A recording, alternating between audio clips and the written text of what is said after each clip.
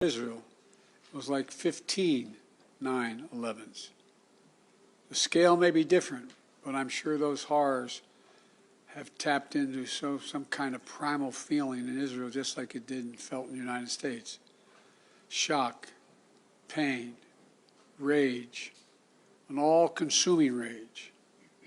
I understand, and many Americans understand. You can't look at what has happened here to your mothers, your fathers, your grandparents, sons, daughters, children, even babies, and not scream out for justice. Justice must be done. But I caution this: while you feel that rage, don't be consumed by it. After 9/11, we were enraged in the United States.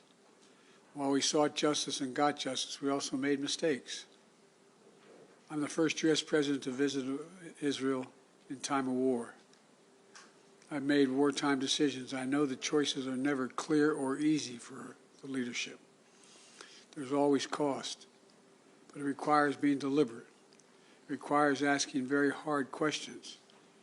It requires clarity about the objectives and an honest assessment about whether the path you're on will achieve those objectives. The vast majority of Palestinians are not Hamas. Hamas does not represent the Palestinian people. Hamas uses innocent families in Gaza as human shields, putting their command centers, their weapons, their communications tunnels in residential areas. Palestinian people are suffering greatly as well. We mourn the loss of innocent Palestinian lives like the entire world. I was outraged and saddened by the enormous loss of life yesterday in the hospital in Gaza.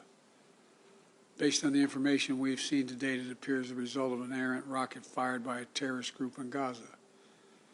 The United States unequivocally stands for the protection of civilian life during conflict, and I truly grieve for the families who were killed or wounded by this tragedy. The people of Gaza need food, water, medicine, shelter.